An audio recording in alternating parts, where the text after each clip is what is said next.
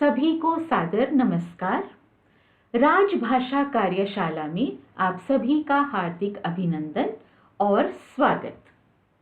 आज जिस विषय पर हम चर्चा करने जा रहे हैं वह है हिंदी का वैश्विक सामर्थ्य।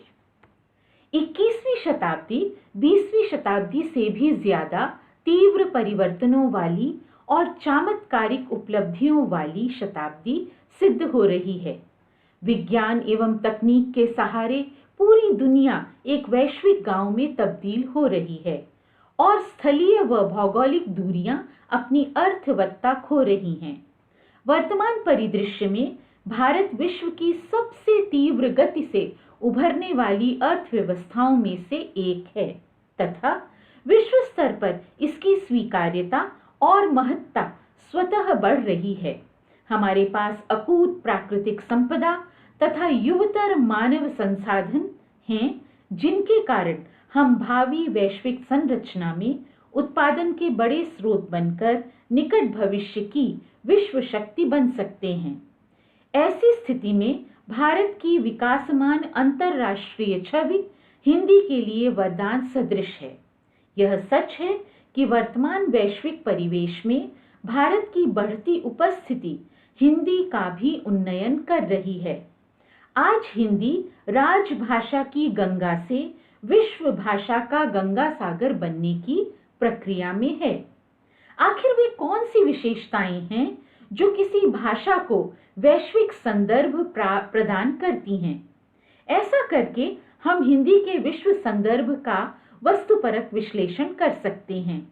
आइए देखते हैं हिंदी के विश्व भाषा बनने के कौन कौन से लक्षण दिखाई देते हैं। उस भाषा को बोलने, जानने और चाहने वाले भारी संख्या में हों और वे विश्व के अनेक देशों में फैले हों। उस भाषा में साहित्य सृजन की प्रदीर्घ परंपरा हो और प्रायः सभी विधाएं वैविध्यपूर्ण एवं समृद्ध हो। उस भाषा में सृजित कम से कम एक विधा का साहित्य विश्व स्तरीय हो। उसकी विश्व संपदा विपुल एवं विराट हो तथा वह विश्व की अन्य बड़ी भाषाओं से विचार विनिमय करते हुए एक दूसरे को प्रेरित व प्रभावित करने में सक्षम हो। उसकी शाब्दी और आर्थी संरचना तथा लिपि सरल, सुबोध एवं वैज्ञानिक हो। उसका पठन पाठन और लेखन सहज संभाव्य हो। उसमें निरंतर परिष्कार और परिवर्तन की गुंजाइश हो। उसमें ज्ञान विज्ञान के समस्त अनुशासनों के वांग्मय सृजित एवं प्रकाशित हों तथा नए विषयों पर सामग्री तैयार करने की क्षमता हो। यह नवीनतम वैज्ञानिक एवं तकनीकी उपलब्धियों के साथ अपने आप को पुरस्कृत एवं समायोजित करने की क्षमता से युक्त हो। यह अंतरराष्ट्रीय राजनैतिक संदर्भों, सामाजिक संरचनाओं, सांस्कृतिक चिंताओं तथा आर्थिक विनिमय की संवाहक हो। वह जनसंचार माध्यमों में बड़े पैमाने पर देश विदेश में प्रयुक्त हो रही हो। उसका साहित्य अनुवाद के माध्यम से विश्व की दूसरी महत्वपूर्ण भाषाओं में पहुंच रहा हो।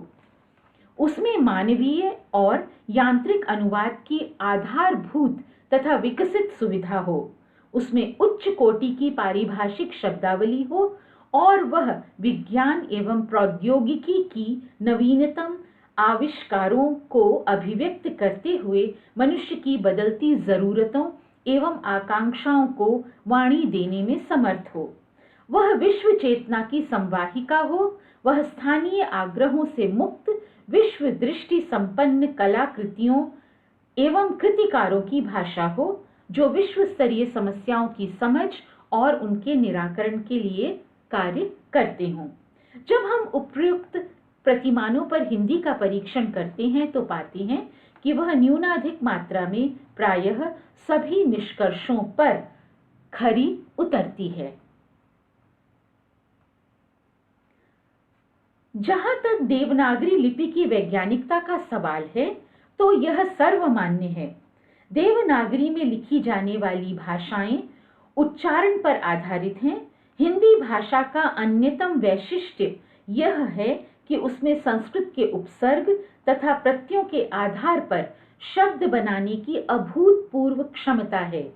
हिंदी और देवनागरी दोनों ही पिछले कुछ दशकों में परिमार्जन और मानकीकरण की प्रक्रिया से गुजरे हैं, जिससे उनकी संरचनात्मक जटिलता कम हुई है।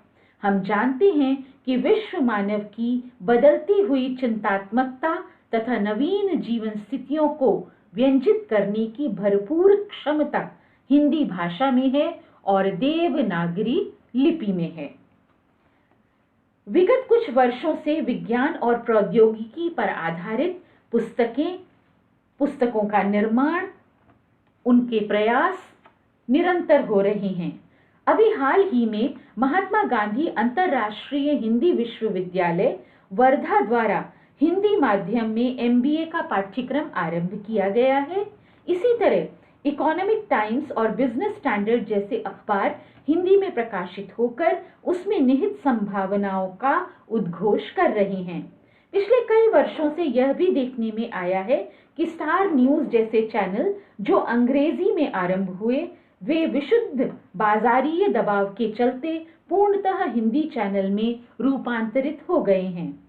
साथ ही ESPN तथा स्टार स्पोर्ट्स जैसे खेल चैनल भी हिंदी में कमेंट्री देने लगे हैं।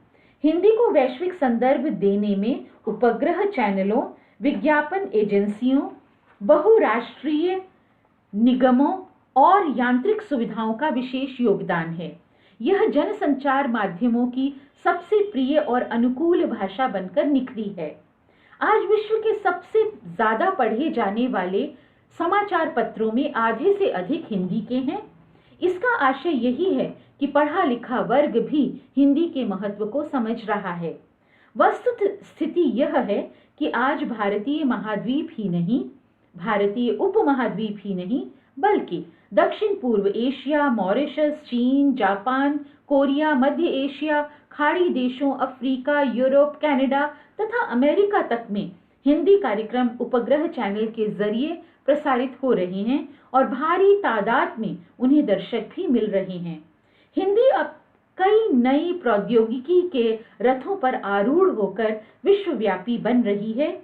उसे email, e-commerce, e-book, internet, SMS एवं वेब जगत में बड़ी सहजता से स्थान मिल रहा है। इंटरनेट जैसी वैश्विक माध्यम के कारण हिंदी के अखबार व पत्रिकाएं दूसरे देशों में भी विविध साइट्स पर उपलब्ध हैं। माइक्रोसॉफ्ट, गूगल, सन, याहू, IBM और ओरेकल जैसे विश्व स्तरीय कंपनियां अत्यंत व्यापक बाजार और भारी मुनाफे को देखते हुए हिंदी के प्रयोग को बढ़ावा दे रहे हैं। संक्षेप में यह कहा जा सकता है कि हिंदी बहुत ही तीव्र गति से विश्व मन के सुख दुख, आशा आकांक्षा की संवाहक बनने की दिशा की ओर अग्रसर है।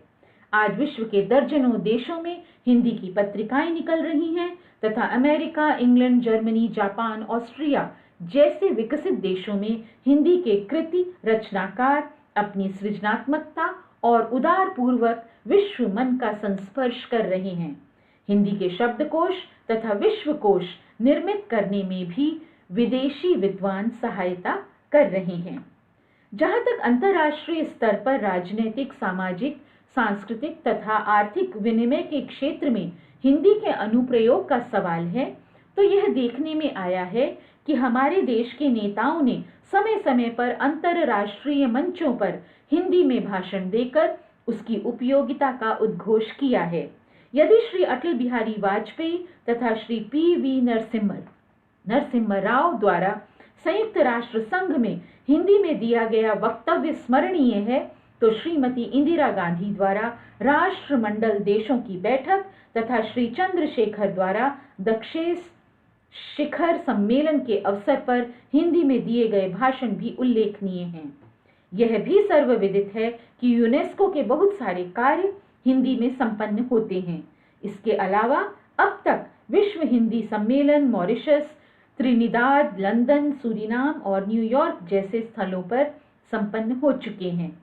हिंदी को वैश्विक संदर्भ और व्याप्ति प्रदान करने में भारतीय सांस्कृतिक संबंध परिषद द्वारा विदेशों में स्थापित भारतीय विद्यापीठों की केंद्रीय भूमिका रही है। जो विश्व के अनेक महत्वपूर्ण राष्ट्रों में फैली हुई है। इन विश्वविद्यालयों में शोध स्तर पर हिंदी अध्ययन अध्यापन की सुविधा है, जिसका सर्वाधिक लाभ विदेशी अध्येताओं को मिल रहा है।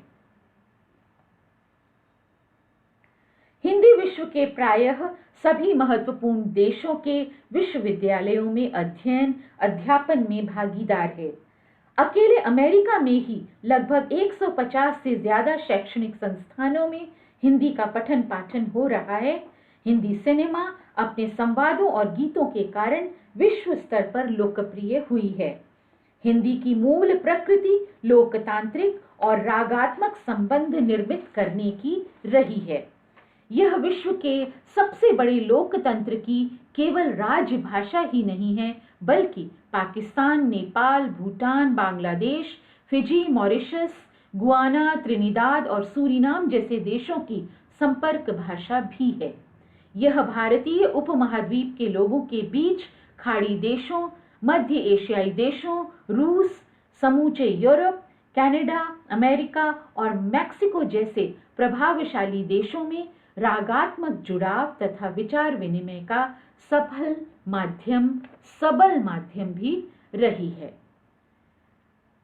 अंततः यह निष्कर्ष निकलता है कि यदि निकट भविष्य में बहुध्रुवीय विश्व व्यवस्था निर्मित होती है और संयुक्त राष्ट्र संघ का लोकतांत्रिक ढंग से विस्तार करते हुए भारत को स्थायी प्रतिनिधित्व मिलता है, तो यह यथाशीघ्र इस शीर्ष विश्व संस्था की भाषा बन जाएगी।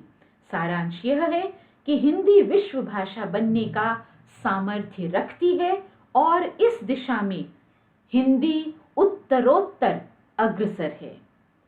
इन्हीं शब्दों के साथ अपनी वाणी को विराम देना चाहूंगी। बहुत बहुत धन्यवाद।